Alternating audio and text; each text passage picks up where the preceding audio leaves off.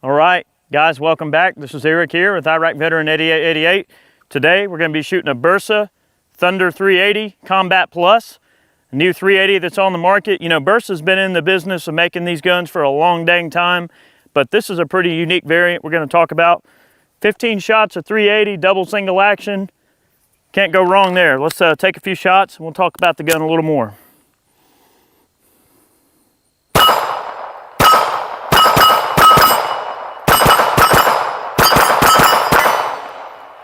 Oh yeah,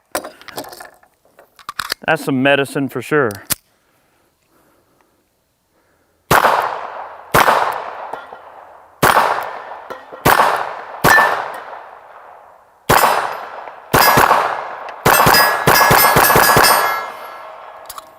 All right, and I've got some soda bottles down there that are mocking me big time, and we're gonna try to run this little gun quickly here with some rip ammo. 62 grain solids from G2 Research. This is 380 rip ammo. We're gonna hit a few of those sodas down there. You know, there's just something to me that is very charming about 15 shots of 380 in your hand in a nice compact package. That's one of the things that kind of drew me to this gun. And plus the price point on these is very, very reasonable. So I was looking for a gun that I could review for you guys that would be affordable. And that would be an affordable self-defense option. For some of us that may not have tons of money laying around, these things are very, very, I don't want to say inexpensive in the vein of not being good quality, but they don't generally cost a ton of money. All right, let's see if it runs this rip. All right, soda bottles, here we come.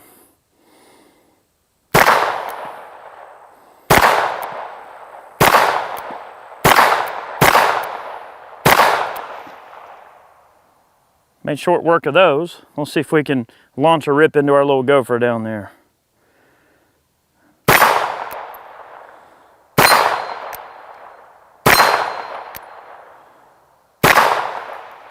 Not too bad. So guys, in case you can't tell, this is a pretty familiar gun to a lot of you, okay? A lot of people are familiar with the Bersa 380 pistol. It's an Argentine-produced handgun. It's a blowback. It's very much like a Walther PPK, Makarov, sort of the same overall ideas behind it in terms of the principle of design and the way that it's made. This particular gun boasts an alloy frame, so nice and lightweight, steel slide, steel barrel obviously. This is a Combat Plus. They make a couple of different varieties of this basic handgun. You got a single stack model, which they call basically the Thunder 380, and then anytime it's got the Plus designation, it's a double stack variant. So we've got 15 shot mags, one in the chamber, makes 16 rounds of 380 in your hand, ready to go. All right, the Combat Plus version has some really nice rubber grip panels that make the gun really, really comfortable to hold. And you've also got this grip texture that runs along the front of the grip area itself. Gives you a really nice purchase on the gun. The gun is not terribly fat at all, even though these are rubberized panels, which typically are going to be a little bit bigger when you're talking about an overmolded Hogue style grip panel. But the gun is just very easy to conceal, easy to carry around, nice and lightweight, plenty of firepower, not a ton of money to spend on these. I want to say I paid like maybe $319 for this gun. So that's a very fair price. You know, when you start talking about something like a High Point, or an entry-level gun like maybe a Makarov PM or a PA-63, some of the com-block weapons that a lot of us have talked about on the channel over the years, you know, those guns aren't really available anymore in any kind of reasonable capacity that you would expect to find. This is something you can go in and they're newly produced, so magazine parts and things like that are a lot easier to find for a new production handgun. I've been a little bit torn on the Bersas over the years. I've had really good luck with these particular guns. I've sold, I can't tell you how many of them as a salesman over the years. I've never had a single one come back in the door for any reason. Never had a single problem out of them. It is a double single action pistol, which is great. Now I do have an empty magazine here. There are multiple safety functions on this gun that you have to think about. That's one of the only downsides of this gun. There's a frame lock on the gun right here. You actually have a little special key that you can lock the frame physically so that no matter what, the gun won't fire or load or anything like that. I would strongly recommend you do not use the frame lock on any gun, whether it's a modern Smith & Wesson revolver that might have a frame lock on it or a Bersa like this. Do not use frame locks. Those are dangerous. They can get you in trouble. It gives you a false sense of security. If you need to use the gun in a defensive situation, you do not want to be fidgeting around for some keyhole on the side of a gun in the middle of the night when somebody's trying to come hurt you or your family. I don't know why they do that. It might be a lawyering up kind of thing, but I would not recommend using that safety at all, and I don't intend to use it. It is a double single action gun, so you've got an initial double action squeeze followed by single action squeezes from in then there. You've got a decocking mechanism that also doubles as a safety, okay? And last but not least, these guns actually utilize a magazine disconnect safety. Firearms unloaded, chambers clear, I can't drop that hammer. It wouldn't matter if there was a live round in the chamber right now. It will not shoot, won't do anything. But when that magazine gets put in, it's kind of like the key. Remember what Barry and I talked about in a lot of our older videos. That becomes the key and then it'll fire. You know, a lot of younger people, children, stuff like that, they tend to be curious about guns. So having those redundancies built into a gun makes this an excellent first-time firearm for somebody who just wants a basic gun that's really easy to shoot and everything like that. Let's just say this mag was loaded full of ammo and I loaded the gun. Okay, now it's obviously not loaded, but let's say that I just loaded around in the chamber and I decocked it, then removed the safety. All right, the safety's off, the hammer's down, and the magazine's in the gun. I could then fire the gun, double action, and that first squeeze, only the first squeeze would be a double action. And then from there, once the gun operates, just like on a Beretta M9 or anything like that, you're back in single action mode for each subsequent shot. Now let's say that you were, I don't know, a young mother or something like that, and this was gonna be your nightstand gun or something. You could have a round in the chamber with the safety off and the hammer down, and then you could just pop the magazine like that and have that thing just sitting there. Look at that. That gun ain't gonna do nothing.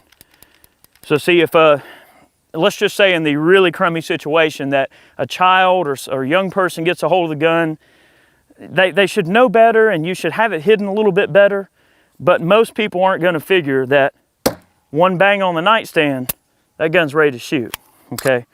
Just something to, you know, food for thought. We're gonna load a few magazines here, and I like to load a few magazines on film just to kind of get an idea of how easy they are to load. It's pretty much like any other double stack magazine. I mean, you pretty much just push down and in. Not a terribly large amount of hand strength required to load these magazines, but as you get towards the bottom, they can be, you know, a little bit more difficult if you don't hold your mouth just right. I would imagine magazines for these things, while they are out there, they're probably not going to be on the cheap side. You're probably going to be talking a good solid 40 bucks for a magazine like this, maybe a little bit less depending on where you get them. You can load 16 rounds in this magazine, but you can't lock those 16 rounds into a closed slide. So it's still 15 plus 1 even if you load the 16th round in the magazine. Okay. One of those odd kind of things.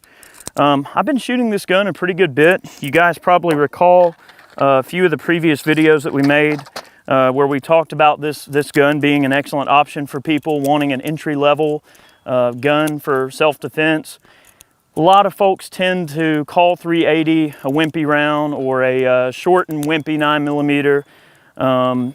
You know, say what you will or think what you will about 380, but with the right load like RIP or even, you know, the Lehigh offerings, Underwood offerings, doesn't matter. You throw a good quality carry round inside of a 380 and they certainly are viable for self-defense. Shot placement's everything in a 380, and really shot placement's everything in any cartridge, no matter what you're carrying. Now 45 can't shrink. 45 is 45. Now you punch a big old 45 caliber hole in somebody, all that does is really increase the chance you're going to hit a vital area and put down the target in terms of a self-defense situation. 380 is a smaller cartridge. You're making a smaller hole. You have less wounding potential, less lethality. So yes, your shot placement is critical. But a gun like this, another aspect about it that's really cool is the fact that it does utilize a fixed barrel. So it's not a lock breech gun. This is a blowback gun. So with that fixed barrel, generally going to equate to some pretty good accuracy. You can see that I'm definitely not shooting slow here. We've been shooting just some ball ammo. This is 95 grain TMJ 380 Federal ammo, just their range target, you know, white box stuff. Nothing fancy in terms of ammo.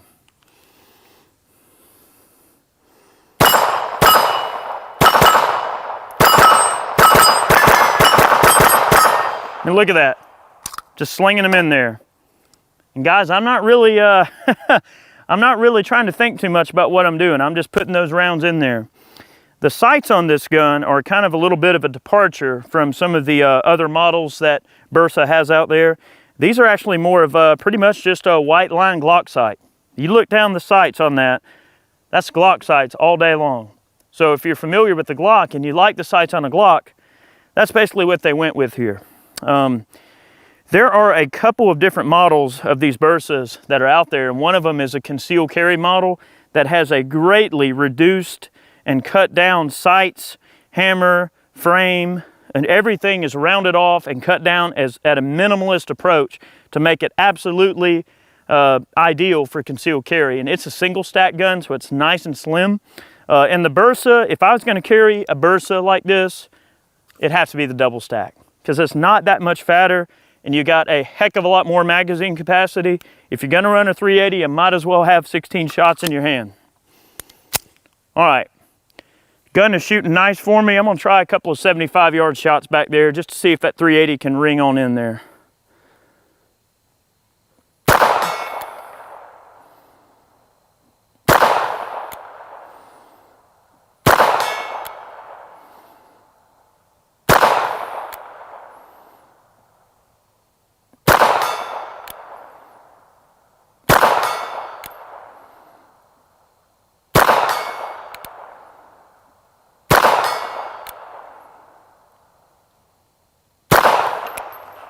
I mean, not bad. That bullet's dropping a little bit at 75. You're not going to shoot at a person at 75 anyway. But I might shoot these guys right in front of me, though. Let's see.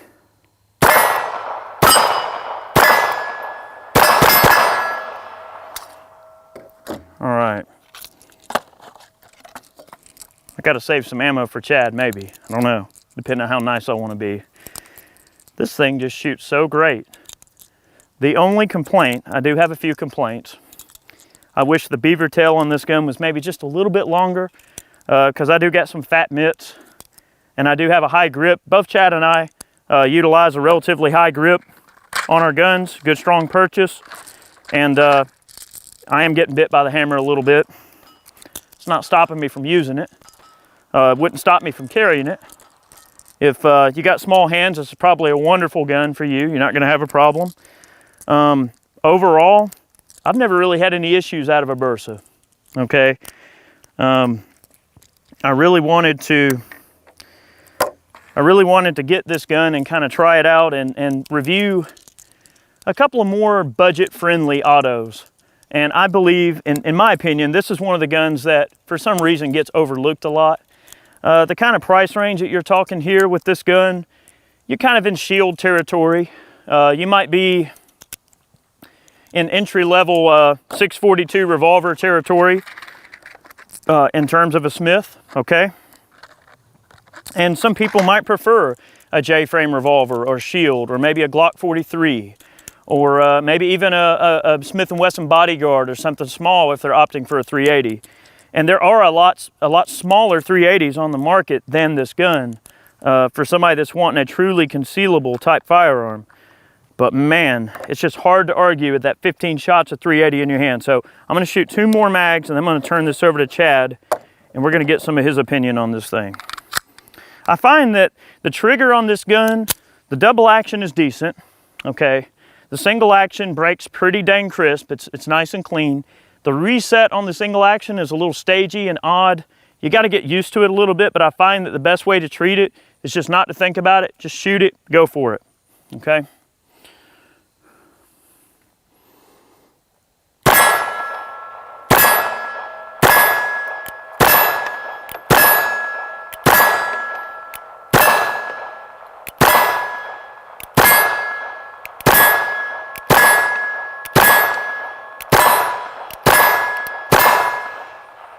That was me just kind of chugging along, but not terribly super good accuracy, but I am kind of just ripping them out. I'm not really trying to shoot tiny groups here. Practical accuracy wise though, buddy, that's going to keep them off of you. All right, so for my last mag, for my last trick, I'm going to try to pick up the pace here.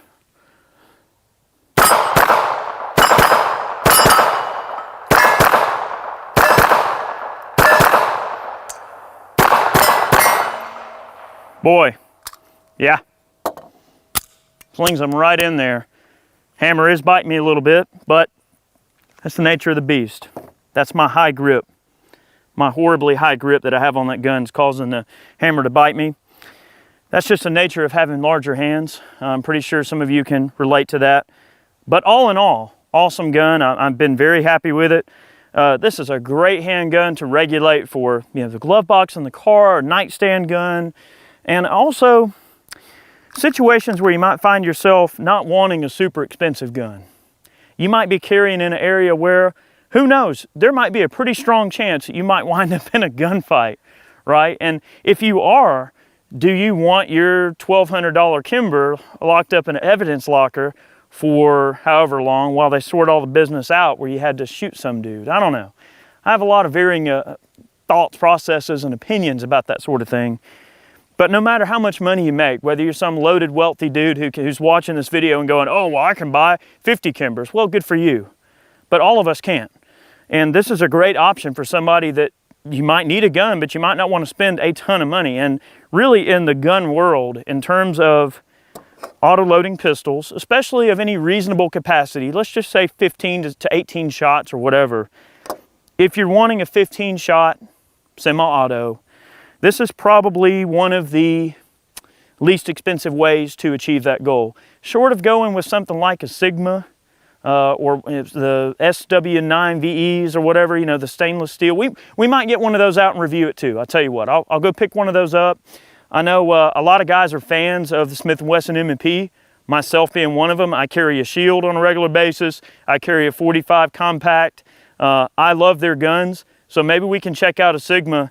And that way we'll kind of, each month we'll try to get out some type of budget auto just to try to kind of feel them out and see what they're all about. But I would say on a scale of 1 to 10, in my book, this gun's an 8. It definitely is. I mean, it scores high for me because it's just such a controllable gun to shoot. It's easy to train somebody on. It's got a lot of redundancies in the ways of safeties and everything on it, which might make some people sleep better at night. I personally don't like a gun with a bunch of safeties, but if you know how to use this gun properly and you learn it in and out, this can certainly be a companion that can save your life. And that's why I wanted to make this video, to showcase some of the more affordable and value-minded firearms that are out there. And this is definitely one of them. So I'm going to turn it over to Chad, see what he thinks, let him get a few rounds out on this thing. Okay guys, I'm going to take a few shots with the Combat Plus here. This is a gun that I really don't have any experience with. I've never really handled any of the double stack models. I've only shot the single stack Thunder 380s before, and they're wonderfully slim and useful firearms, especially for the money, like Eric said. And you know, we were talking about it a while ago off camera, but you take a gun like this, you got 15 plus 1 shots at 380, okay, and you look at like a Glock 42. I mean, it's a $500 pistol roughly. You know, in the big scheme of things, by the time you add some ammo and a holster and a few other odds and ends, you're well over 500 bucks. This gun, you could spend $500 and have you nearly a case of ammo, most likely, if you get the right price. I mean, 380 can be a little bit expensive in some cases, but, you know, buy yourself some steel case Wolf just to practice with or whatever the case is. I mean, buy a lot of ammo for what this gun costs with the discrepancy between it and like a 42. Size is great. It feels good in the hand. Like Eric, I'm not really impressed with the beaver tail. I mean, I get my normal high grip on there and I've got meat sticking up over the beaver tail. I know I'm going to get torn up. So I'm going to have to change my grip and lower it down a little bit. It's just, man, that's one sad thing right there for me. I'm going to get torn up. But anyways, I'm going to take a few shots with it. Having 15 shots in your hand is great. And you know, these guns more or less have been coming in this form with a few upgrades here and there for 40 years. So, I mean, you take a gun that just operates on a very proven design, like the old Makarovs, like the old PPKs and things like that. I mean, just a simple blowback gun, not really a whole lot to ask for. But I'm gonna take a few shots here. I'm gonna take my first shot double action and just have a little bit of fun here and see if we can get bet. Boy, those, I feel like I'm looking down my Glock 43, man. Those sights are like a carbon copy. Okay, it's not too bad.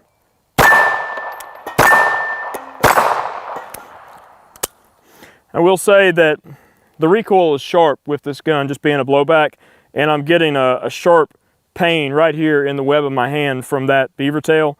That's definitely something that I'd like to see maybe improved, or there might be something aftermarket that you can buy to extend that out. But yeah, that right there is a little bit uncomfortable to shoot.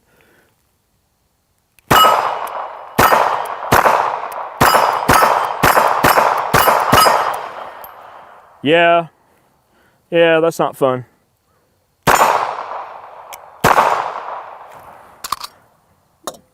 Seems to be fairly spot on as far as accuracy is concerned. I mean, not really doing anything more than just looking down the sights like I would anything else and squeezing the trigger.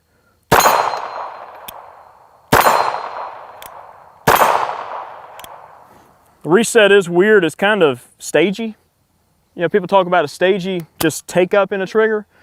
However, this one on the reset, you can feel like a distinctive like click, click, click. Kind of strange. All right, let's see. Take a few longer shots. I'm gonna load the mags and do some rapid fire stuff here and shoot it just double action. Let's see. There we go. It took a minute for that little guy to fall down about 25 yards.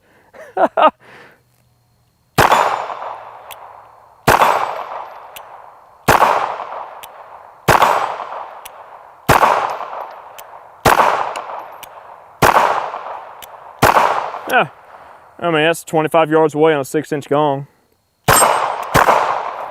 Man, yeah, have to say it's moderately uncomfortable to shoot. The grip is nice, it fills my hand. Don't know, I'll shoot a little bit more here. I will say that grip though is, that's really kind of turning me off just overall to this handgun, but really, if you're talking about a concealed carry gun or something, you know, you want to practice with it. So having a gun that's comfortable to shoot is a big plus in my opinion, but your mileage may vary. Mags load fairly easily. I will say overall it's a pretty good value for what it is, but this is a video, you know, that Eric and Barry had talked about doing ages ago, and we have so much stuff always in the queue. You know, it's just, we have a never-ending stream of ideas and video concepts and guns that we want to or need to review, you know, based on, you know, not only what we want to do, but also what a lot of you guys want to see. And this is a truly affordable handgun. So in the big scheme of things, you know, it's kind of an everyday, every man's gun in the big scheme of things. So take a few shots just with the double action and kind of see how it'll pattern out there. I've got a couple of targets that are fairly free of gunshots here. We ran out of spray paint, so I just get the sloppy seconds. All right, double action only. That middle gong right there, let's see if we can reach around. I've already got a spot to aim at. And I hit low and left. Let's try that again. The trigger pull is long in double action for sure. There we go. Aim a little bit higher there for the bolt.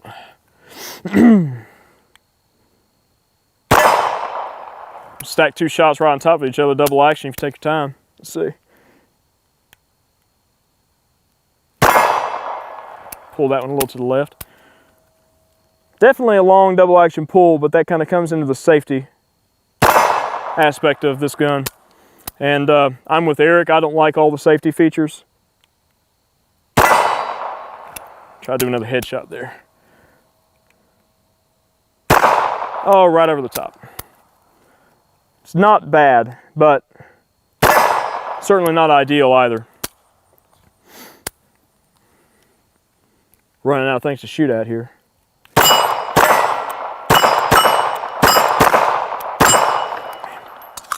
Thing is biting the crap out of me too. Definitely a non-plus in that regard.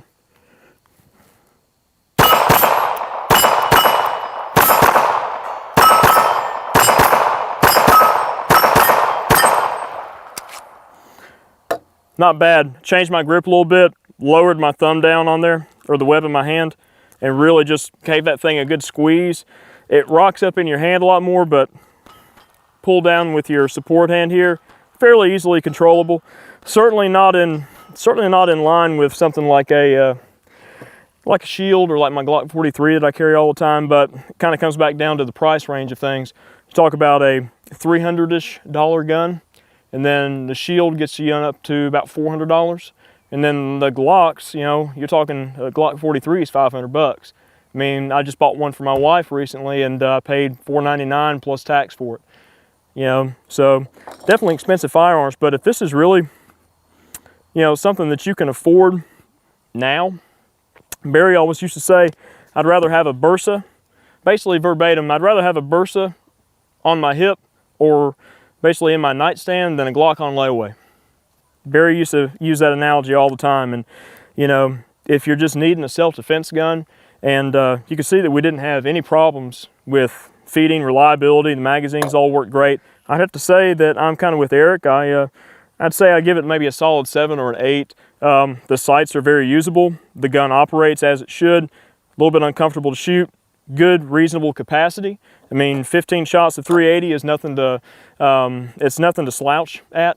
But anyways, I hope you guys enjoyed this look at a relatively inexpensive gun, more of a kind of entry-level type thing. We have a lot more of this type of content on the way. Stay tuned. Many more videos on the way. Take care.